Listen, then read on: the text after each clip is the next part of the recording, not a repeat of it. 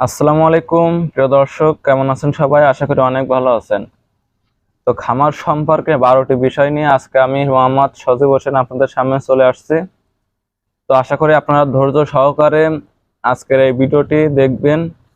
আর আমি মনে করি ধৈর্য সহকারে এই ভিডিওটি সম্পূর্ণ দেখলে আপনারা কিছু না কিছু এই ভিডিও থেকে শিখতে পারবেন ইনশাআল্লাহ।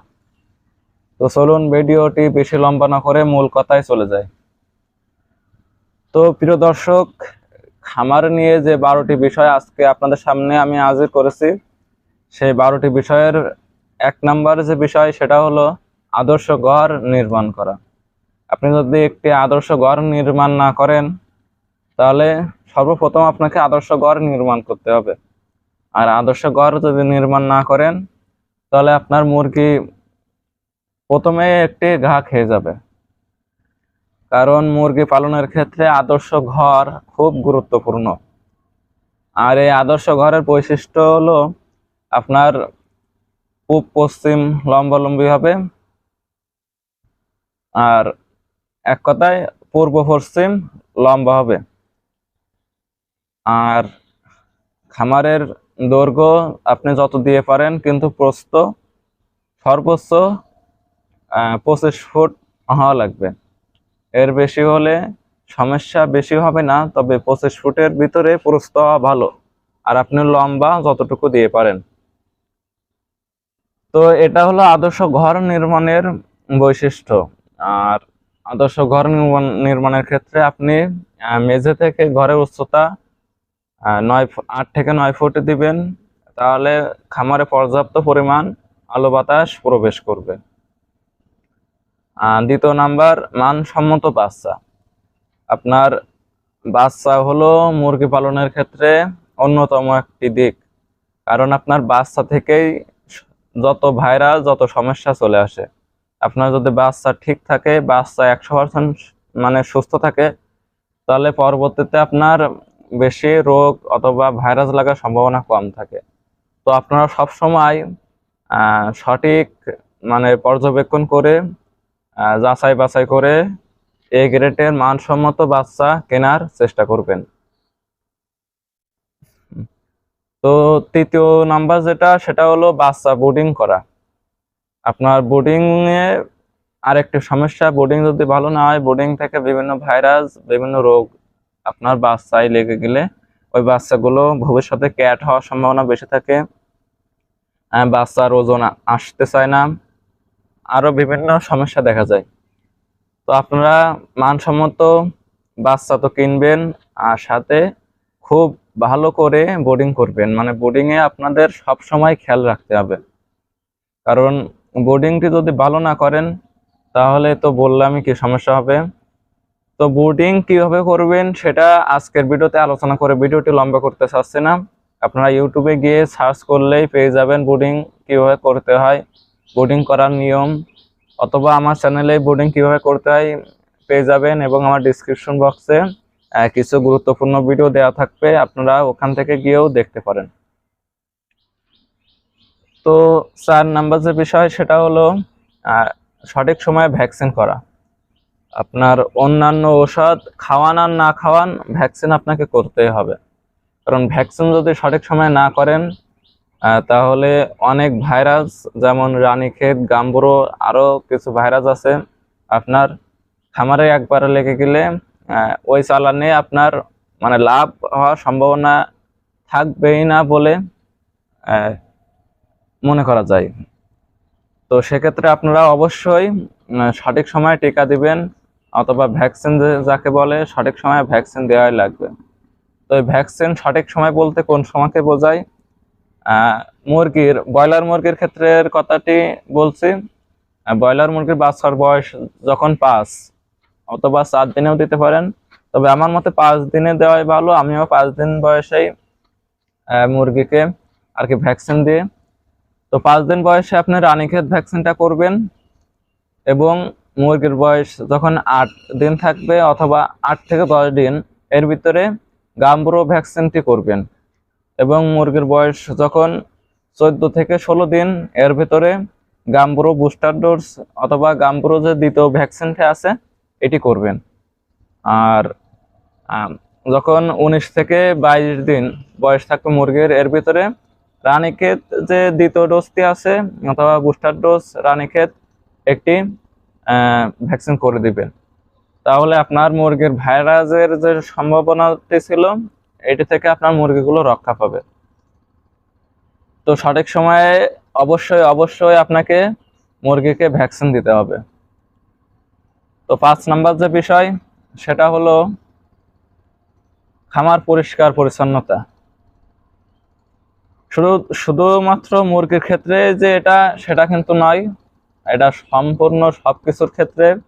আপনি যদি একটি জমিতে ফসল চাষ করেন, ওই ফসলের ক্ষেত যদি পরিষ্কার না রাখেন, আগাছা দমন না করেন, ওই ফসল থেকে কখনোই আপনি ভালো ফলাফল পাবেন না। তো আপনারা সবাই মানে আমার ভিডিওটি যারা দেখছেন অবশ্যই জমির ধান চাষের মানে ওগুলো বিষয় জানেন, ধান চাষের বিষয়টি জানেন। আপনার ধান থেকে মানে ফসল থেকে ভালো ফলাফল পেতে গেলে আপনার জমির আগাছা দমন, জমিতে সঠিক সময়ে সার ফেলানো, মানে এগুলো আর কি করা লাগে। মানুষের ক্ষেত্রেও আপনি দেখেন, মানুষ কিন্তু সব সময় চায় যে সে পরিষ্কার পরিচ্ছন্নতা বজায় রাখবে এবং পরিষ্কার একটি পরিবেশে সে বাস করবে, তার থাকার ঘরটিও সে পরিষ্কার রাখে মানুষের ক্ষেত্রে। কিন্তু ব্রয়লার মুরগির ক্ষেত্রে ব্রয়লার মুরগি তো আর তার থাকার জায়গা পরিষ্কার করতে পারবে না, পারবে? তো সেক্ষেত্রে আপনি যখন দায়িত্ব নিয়েই ব্রয়লার মুরগি খামারে উঠাইছেন, তখন আপনি নিজেই খামারকে পরিষ্কার পরিচ্ছন্ন রাখবেন। তো খামার পরিষ্কার পরিচ্ছন্ন বোঝাতে কি বললে, সেটা হলো আপনার খামারের লিটার ব্যবস্থাপনা। খামারে যে মুরগির নিচে আপনি যে লিটারটি দেন, তো এই লিটার সবসময় চেষ্টা করবেন পরিষ্কার রাখার এবং শুকনো রাখার। অনেক সময় দেখা যায় খামারের যে লিটার, এই লিটারটি ভিজে যায়, আর এই ভিজা লিটার থেকে মুরগির ঠান্ডা লেগে যায়। তখন আপনারা অনেকেই অনেক রকম অ্যান্টিবায়োটিক, অনেক রকম ওষুধ খাওয়ান, কিন্তু কোনো মতেই মুরগির ঠান্ডা ভালো করতে পারেন না। তো আপনার খামারের লিটার ভিজে যাওয়ার সঙ্গে সঙ্গে লিটার পরিবর্তন করে দিবেন, অথবা এক কথায় লিটার খারাপ হওয়ার সঙ্গে সঙ্গে লিটার পরিবর্তন করে দিবেন। তো লিটার খারাপ কিভাবে হয়েছে বুঝবেন, সেটা হলো লিটারটি যখন আপনি নাকের কাছে নেবেন, তখন লিটার থেকে একটি গ্যাস বের হবে, সেই গ্যাসে আপনার নাক হালকা জ্বলা শুরু করবে। অথবা খামারে ঢোকার সঙ্গে সঙ্গে আপনি খামার থেকে একটি দুর্গন্ধ পাবেন। অথবা লিটার আপনি দেখলে বুঝতে পারবেন লিটারটি ভিজা স্যাঁতসেঁতে অবস্থা হয়ে গেছে। আরেকটি বিষয় দেখলে আপনি বুঝতে পারবেন, সেটা হলো লিটার যখন নষ্ট হয়ে যায় তখন মুরগির গাও কিন্তু নষ্ট হয়ে যায়। মুরগির গায়ে বিভিন্ন ময়লা লেগে থাকে, আবর্জনা লেগে থাকে। মানে আগে যে মুরগিগুলো আপনার পরিষ্কার চকচক করতো মুরগির গাটা, এখন সেই মুরগির গায়ে এই লিটারগুলো লেগে মুরগিটি আর কি মানে নষ্ট অথবা অপরিষ্কার হয়ে যাবে। তো এই লক্ষণগুলো দেখলে আপনি লিটার মানে পরিবর্তন করে ফেলবেন। তারপরে খামারে সবসময় জীবাণুনাশক স্প্রে করবেন। আর এই খামারে জীবাণুনাশক স্প্রে করার উপকার অনেক আছে, কারণ খামারে বিভিন্ন রকম ভাইরাস লেগে থাকে, বিভিন্ন জীবাণু। আপনি যখন বাজারে যাবেন, বাজারে থেকে আসার সঙ্গে সঙ্গে আপনার সাথে সাথে বিভিন্ন জীবাণু চলে আসবে। তো খামারে ঢোকার আগে আপনি আপনার নিজের গায়ে হাত পায়ে জীবাণুনাশক স্প্রে করে নেবেন। তারপরে খামারের চারিদিকে জীবাণুনাশক স্প্রে করবেন, খামারের ভিতরে জীবাণুনাশক স্প্রে করবেন। তারপরে সবসময় খামারের চারিদিক সবসময় ঝাড়ু দিয়ে পরিষ্কার রাখবেন। আর বেশিরভাগ বর্ষার সিজনে আপনি বর্ষাকালে খামারের কমপক্ষে খামার থেকে 5 থেকে 8 ফুট দূরত্ব আপনি সবসময় পরিষ্কার রাখবেন, ওখানে ময়লা হতে দেবেন না। কারণ বর্ষার সিজনে খামারের আশপাশে ময়লা থাকলে তাদের বিভিন্ন রকম পোকা জন্মায়, অনেক পোকা আছে, সেগুলো আপনার খামারে ঢুকে যেতে পারে ওখান থেকে। তো অবশ্যই আপনারা খামারের চারপাশ পরিষ্কার রাখবেন। তো খামার পরিষ্কার পরিচ্ছন্নতা বলতে আপনারা নিজেই বুঝতে পারবেন খামার কিভাবে পরিষ্কার রাখতে হয়, খামার কেমন দেখায় পরিষ্কার রাখলে, অবশ্যই বুঝতে পারবেন। তো 5 নাম্বার যে বিষয়টি, তো আপনাদের বললাম খামার পরিষ্কার পরিচ্ছন্ন রাখা। এবং 6 নাম্বার যে বিষয়, সেটা হলো পুষ্টিমান খাবার। মুরগি থেকে সঠিক পরিমাণে লাভ করতে হলে আপনাকে পুষ্টিমান খাবার অবশ্যই খামারে মানে মুরগিকে খাওয়াতে হবে। আপনি যদি খামারে মুরগি আনলেন, মানে ভালো কোম্পানির বাচ্চা আনলেন, সঠিক পরিচর্যা করলেন, আপনার ঘরও আদর্শ ঘর আছে, কিন্তু আপনি ভালো কোম্পানির ভালো পুষ্টিমান খাবার খাওয়ালেন না, তো সেক্ষেত্রে আপনার এফসিআর যেটা আছে সেটাও ভালো আসবে না, মুরগির যে ওয়েট, মুরগির ওজন সেটাও ভালো আসবে না। তো আপনার অবশ্যই যাচাই বাছাই করে বাজার থেকে ভালো পুষ্টিমান যে খাবারটি আছে সেটা ক্রয় করে মুরগিকে খাওয়াবেন।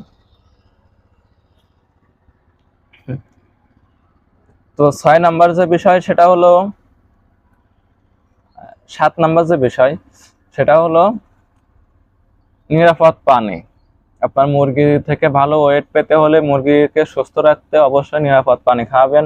তো নিরাপদ পানি কি সেটা তো আপনারা অবশ্যই বুঝেন। তো নিরাপদ পানি খাওয়াবেন। নিরাপদ পানি বলতে যে পুকুরের পানি এটা তো না, এটা সবাই বোঝেন নিরাপদ পানি কাকে বলে। তো আপনারা সবসময় নিরাপদ পানি মুরগিকে খাওয়াবেন। 8 নাম্বার যে বিষয় সেটা হলো খামারে সঠিক পরিমাণে বায়ু চলাচল করা। খামারে যদি বায়ু চলাচল না করে তো খামারে গ্যাস হবেই, এটা স্বাভাবিক বিষয়। আপনার যখন বায়ু চলাচল করবে খামারে, তখন এক সাইড থেকে মানে বায়ু অথবা বাতাস ঢুকে অন্য সাইড থেকে বের হয়ে যাবে সে বাতাসটি। আর ওই বাতাসটি যখন এক সাইড থেকে বের হবে, তখন খামারের ভিতরে যে গ্যাসটি আছে ওটা নিয়েই কিন্তু অন্য সাইড থেকে সেই বায়ু অথবা বাতাসটি বের হয়ে যাবে। তখন আপনার নতুন বাতাস খামারের ভিতরে ঢুকবে, বায়ু ঢুকবে, তখন আর ওই গ্যাসটি খামারে থাকবে না। তো অবশ্যই সঠিক পরিমাণে বায়ু চলাচলের ব্যবস্থা আপনাকে রাখতেই হবে। 9 নম্বর যে বিষয়টি সঠিক ঘনত্ব, আপনার মুরগিকে সঠিক ঘনত্ব বজায় রাখতে হবে। সেক্ষেত্রে আপনি দেখা গেল 1000 স্কোয়ার ফুট, আপনার একটি ঘর আছে 1000 স্কোয়ার ফুট, সেখানে আপনি 1500 পিস ব্রয়লার মুরগি তুললেন। তো সেক্ষেত্রে কি আপনি কখনো তা থেকে সঠিক ফলাফল পাবেন? কখনোই পাবেন না। কারণ মুরগি এক জায়গায় অনেক থাকলে একে হয়ে যাবে ক্যাট, মুরগির ওজন আসবে না, মুরগি অসুস্থ হয়ে পড়বে, বিভিন্ন সমস্যা দেখা যাবে। তো সঠিক ঘনত্ব কিভাবে বুঝবেন সেটা হলো, একটি মুরগির জন্য 1.5 স্কোয়ার ফিট জায়গা আপনারা নির্ধারণ করবেন। তো সেক্ষেত্রে আপনার 1000 পিস ব্রয়লার মুরগির জন্য 1500 স্কোয়ার ফিট জায়গা প্রয়োজন। এখন আপনারা সেই অনুযায়ী ভাগ করে মুরগি তুলবেন মুরগির ঘরে। 10 নম্বর যে বিষয়, সঠিক পরিমাণে খাবার পট এবং পানির পট মুরগিকে দেওয়া। আপনার সেক্ষেত্রে 50টি ব্রয়লার মুরগির জন্য একটি খাবার পট এবং একটি পানির পট দেওয়া। তো 11 নম্বর যে বিষয় সেটা হলো লিটার ব্যবস্থাপনা। তো লিটার কিভাবে ব্যবস্থা করবে সেটা তো আগেই বলে দিয়েছে। তো 12 নম্বর যে বিষয় সেটা হলো খামারের সব সময় মানে সঠিক পরিমাণে সময় দেওয়া। অনেকেই আছে সকালে মুরগিকে যেমন তেমন পানি এবং খাবার দিয়ে তার মতো সে কাজে চলে যায়, এদিকে মুরগির কি হলো খোঁজ রাখে না। যখন দুপুরে খাবার দেওয়ার সময় হয় তখন দুপুরে পানি খাবার দিয়ে চলে যায়, রাতের সময় পানি খাবার দিয়ে, মানে তার কাজ হলো 3 বেলা খেতে দেওয়া। তো তার আর কোনো কাজ নেই, সে খামারের সময় দেয় না। তো আপনি খামারের সময় দিতে পারবেন না আর তা থেকে আপনি সঠিক লাভ করার চেষ্টা করবেন, সেটা তো একেবারে অসম্ভব। কারণ খামার থেকে সঠিক পরিমাণে লাভ করতে হলে খামারে সঠিক পরিমাণে সময় আপনাকে দেওয়াই লাগবে। তো খামারে সময় কিভাবে দিবেন সেটা হলো, সকালবেলা খামারে প্রথম ঢোকার সঙ্গে সঙ্গে দেখবেন মুরগিগুলো দৌড়াদৌড়ি করছে কিনা। তো মুরগিগুলো দৌড়াদৌড়ি করলে মনে করবেন মুরগিগুলো সুস্থ আছে। তারপরে প্রত্যেকটা মুরগির দিকে আপনি এক জায়গায় ধীর স্থিরভাবে দাঁড়িয়ে প্রত্যেকটা মুরগির দিকে খেয়াল রাখবেন যে কোন মুরগির আচার ব্যবহার কেমন, কোন মুরগিটি কেমন করছে। তো সেক্ষেত্রে আপনি বুঝতে পারবেন একটি মুরগি হয়তো এক জায়গায় বসে ঝিমাচ্ছে, কোনোটা মাথা লিটারের ভিতর ঢুকে দিয়ে মানে বসে আছে, মানে বিভিন্ন সমস্যা দেখা যাবে, মুরগির পায়খানা কেমন আছে সবকিছু আপনি যাচাই বাছাই করবেন। তো তখন যদি কোনো সমস্যা দেখেন সেই ক্ষেত্রে আপনি সাথে সাথে ডাক্তারের পরামর্শ নেবেন। আর এখন তো ডিজিটাল যুগ, আপনারা যাদের স্মার্টফোন আছে অথবা অ্যান্ড্রয়েড ফোন আছে তারা সঙ্গে সঙ্গে যদি পায়খানা খারাপ থাকে পায়খানার ছবিটি তুলে আপনি ডাক্তারের কাছে নিয়ে চলে যেতে পারছেন। মুরগি যদি কোনো সমস্যা দেখা যায়, সঙ্গে সঙ্গে মুরগির ছবি তুলে ডাক্তারের কাছে চলে যেতে পারছেন। মুরগি যখন মরছে তখন আপনি ওই মরা মুরগির ছবি তুলে কিন্তু ডাক্তারের কাছে চলে যেতে পারতেছেন। তখন আপনি সহজেই সঠিক চিকিৎসা আপনি পেয়ে যাচ্ছেন। তো আশা করি আপনারা সব সময় খামারে সঠিক পরিমাণে সময় দেওয়ার চেষ্টা করবেন। আর এই সঠিক পরিমাণে সময় দেওয়ার ক্ষেত্রে অবশ্যই অবশ্যই আপনারা খামার থেকে লাভ করতে পারবেন। তো ভিডিওটি অনেক লম্বা হয়ে গেছে, আশা করি আপনারা বুঝতে পেরেছেন। তো সংক্ষেপে এতক্ষণ যে আলোচনা করলাম এগুলো অগোছালো থেকে গেছে, একটি পরে একটি হয়েছে ঠিকই, কিন্তু আপনাদের বুঝতে অবশ্যই একটু কষ্ট হয়েছে। তো আমি এখন সিরিয়াল এই 12টি বিষয় আপনাদেরকে জানিয়ে দিচ্ছি। সেটা হলো 1 নাম্বার, আদর্শ ঘর আপনাকে নির্মাণ করতে হবে। 2 নাম্বার, মানসম্মত বাচ্চা। 3 নাম্বার, ব্রুডিং করা, মানে সঠিক এবং ভালোভাবে ব্রুডিং করা। 4 নাম্বার, সঠিক সময়ে ভ্যাকসিন করা। 5 নাম্বার, পুষ্টিমান খাবার। 6 নাম্বার, নিরাপদ পানি। 7 নাম্বার, খামার পরিষ্কার পরিচ্ছন্ন রাখা। 8 নাম্বার, সঠিক পরিমাণে খামারে বায়ু চলাচল করা। 9 নাম্বার, সঠিক ঘনত্ব। 10 নাম্বার, পর্যাপ্ত পরিমাণে খাবার পট এবং পানির পট খামারে দেওয়া। 11 নাম্বার, লিটার ব্যবস্থাপনা, সেটা আমি আগেই বলেছি, মানে এখন আবার বললাম। 12 নাম্বার হলো যেটা খামারের সঠিক সময় দেওয়া। তো আজকে এই পর্যন্তই। সবাই ভালো থাকবেন, সুস্থ থাকবেন এবং সঠিক পরিমাণে খামারের সময় দেবেন, খামারের পরিচর্যা সঠিকভাবে করবেন। আশা করা যায় খামার থেকে কখনো লস আপনার হবে না। হয়তো আপনার সমান সমান থাকবে, কিন্তু খামারের লসের সম্ভাবনা থাকবে না। লাভ হলে তো আলহামদুলিল্লাহ ভালো, আর যদি কোনো রকম সমস্যা দেখা যায় সঠিক পরিচর্যার মাধ্যমে আপনি আপনার লেভেলটাকে, আপনার যে লাভের লেভেলটা অথবা লস সমান সমান থাকবে, আপনার লাভও হবে না, লস হবে না। তো আজকে এই পর্যন্তই। সবাই ভালো থাকবেন, সুস্থ থাকবেন, এই কামনা নিয়েই আজকের ভিডিওটি শেষ করছি। ভিডিও শেষে একটি কথা আপনাদেরকে বলবো। অনেক ভাই আমার ভিডিওর কমেন্ট করেছেন যে আপনি কথাই তো ঠিকভাবে বলতে পারবেন না, কথাই ঠিকভাবে বলতে পারেন না, আপনি আমাদেরকে কি শেখাবেন? তো ভাই, ইউটিউব থেকে টাকা ইনকামের বিষয় যেটা, সেটা আগে আপনাদেরকে বলি। আমার জীবনে আমি কখনো ইউটিউব থেকে টাকা ইনকাম করি নাই। শুনেছি ইউটিউব থেকে টাকা ইনকাম করা যায়। আর আমি যে ভিডিওটি করছি সেটা আহামরি কোনো কিছু দিয়ে ভিডিও করি না। আমার এখানে একটি মাত্র মাইক্রোফোন আছে, এটার দাম মাত্র 300 টাকা নিয়েছিল। আর আমার হাতে যে টাচ ফোনটি থাকে, স্মার্টফোনটি থাকে, ওটা দিয়ে আর কি ভিডিও করে। তাছাড়া ভিডিওর জন্য কোনো স্ট্যান্ডও নেই। আমি যে ফোনটি যেখানে রেখেছি সেটা হলো একটি ইট রেখে আরেকটি, মানে ওই ইটের পরে সাথে ফোনটি আর কি রেখে আমি ভিডিও করা শুরু করেছি। আর আপনাদের মাঝে আমি যে ভিডিওটি ছাড়ি, আমার এখানে কোনো ওয়াইফাই লাইন নাই, আমার নিজের টাকার এমবি কিনে কিন্তু আমি আপনাদের মাঝে ভিডিওটি ছাড়ি। তো ভাই, আমার একটি কথা,